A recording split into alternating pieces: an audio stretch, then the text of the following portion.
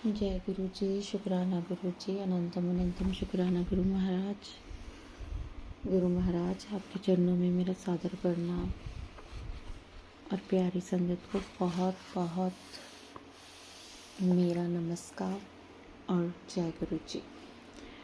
गुरु महाराज, आज मैं शिव पुराण का पाठ आपकी आज्ञा के अनुसार शुरू करने जा रही हूँ। ये पाठ आज गुरु महाराज इसे ब्लेस कीजिए, इसके एक एक शब्द को ब्लेस कीजिए। गुरु महाराज जो इस पाठ को सुने उसके ज़िंदगी की सारी जो जीवन की सारी प्रॉब्लम्स है गुरु महाराज वो ख़त्म हो जाएं, और जो उनके बुरे कर्म हैं उनकी माफ़ी सबको मिले। गुरु महाराज सबको उनके कर्मों की माफ़ी दीजिए और सबका कल्याण कीजिए। गुरु महाराज, आपके चरणों में मेरी यही प्रार्थना है, यही अरदास है। सबको खुश स्वस्थ रखिए। चलिए संगत जी, आज हम शिव पुराण का पाठ शुरू करते हैं गुरु महाराज की आज्ञा से। शिव पुराण संक्षिप्त शिव पुराण का परिचय। सूत जी कहते हैं, साधु महात्माओं, आपने बहुत अच्छी बातें पूछी हैं।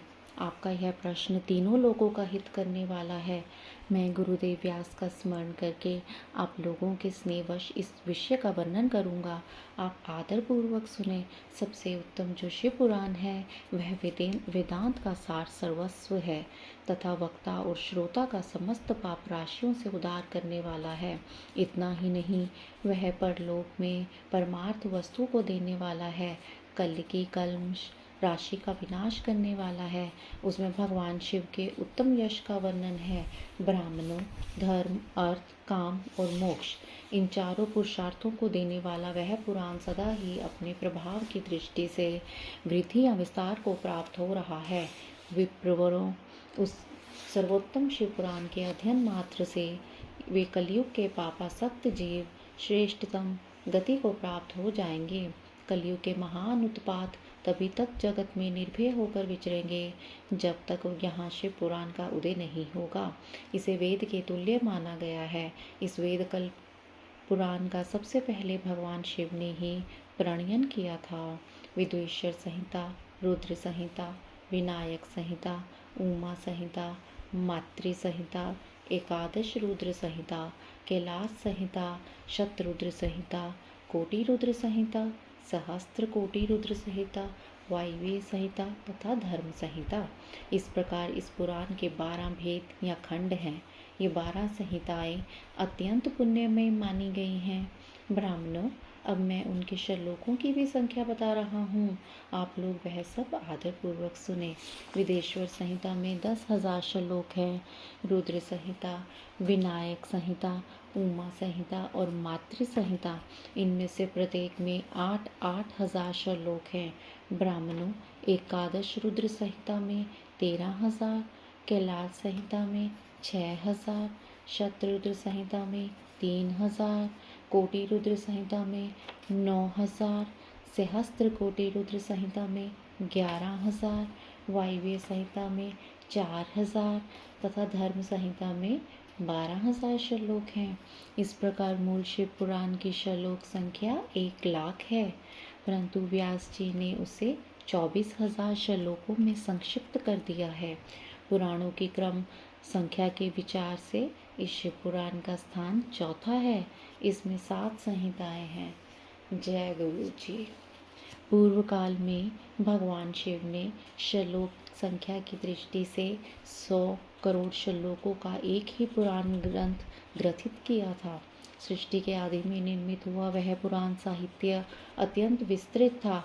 फिर द्वापर आदि युगों में द्वैपायन अर्थात व्यास आदि महर्षियों ने जब पुराण का 18 भागों में विभाजन कर दिया, उस समय संपूर्ण पुराणों का संक्षिप्त स्वरूप केवल 4,00,000 श्लोकों का रह गया। उस समय उन्होंने शिव पुराण का 24,000 श्लोकों में प्रतिपादन किया। यही इसके श्लोकों की संख्या है। यह वेद तुल्य पुराण 7 संहिताओं में बटा हुआ है। इसकी पहली संहिता का नाम विद्वेश्वर संहिता है। दूसरी संहिता रुद्र संहिता समझनी चाहिए। तीसरी का नाम शतरुद्र संहिता, चौथी का कोटि रुद्र संहिता, पांचवें का उमा संहिता, छठी का कैलाश संहिता और 7वीं का नाम वायव्य संहिता है। इस प्रकार ये 7 संहिताएं मानी गई हैं। इन 7 संहिताओं से युक्त दिव्य शिव पुराण वेद के तुल्य प्रमाणिक तथा सबसे उत्कृष्ट गति प्रदान करने वाला है। यह निर्मल शिव पुराण भगवान शिव के द्वारा ही प्रतिपादित है। इसे शैव शिरोमणि भगवान व्यास ने संक्षेप से संकलित किया है। यह समस्त जीव समुदाय के लिए उपकारक, त्रिविध तापों का नाश करने वाला, तुलना रहित एवं सत्पुरुषों को कल्याण प्रदान करने वाला है। इसमें वेदांत विज्ञान में प्रधान तथा निष्कपट अर्थात निष्काम धर्म का प्रतिपादन किया गया है। यह पुराण ईर्ष्या रहित अंतःकरण वाले विद्वानों के लिए जानने की वस्तु है। इसमें श्रेष्ठ मंत्र समूहों का संकलन है तथा धर्म, अर्थ और काम इन त्रिवर्ग की प्राप्ति के साधन का भी वर्णन है। यह उत्तम शिव पुराण समस्त पुराणों में श्रेष्ठ है। वेद वेदांत में वेद्य रूप से विलसित परम वस्तु परमात्मा का इसमें गान किया गया है। जो बड़े आदर भाव से इसे पढ़ता और सुनता है वह भगवान शिव का प्रिय होकर परम गति को प्राप्त कर लेता है। जय गुरु जी।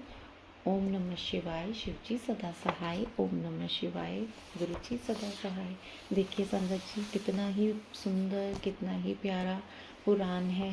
इस पर शिव पुराण के परिचय में देखिए हमें यह पता चला कि कितनी संहिताएं इसमें हैं और अभी हम उन सभी संहिताओं को पढ़ेंगे। उनमें जो संस्कृत में श्लोक हैं उन्हें भी हम पढ़ेंगे संगत जी।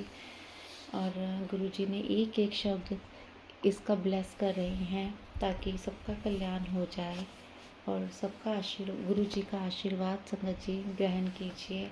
इस शिव पुराण को सुनिए और गुरु जी से आशीर्वाद लीजिए। बहुत किस्मत वाले हैं हम कि हमें गुरु जी आशीर्वाद दे रहे हैं और इतने आसानी से हमारे कर्मों को काट रहे हैं। गुरु महाराज बहुत बहुत शुक्राना। गुरु महाराज आपके चरणों में बहुत बहुत शुक्राना।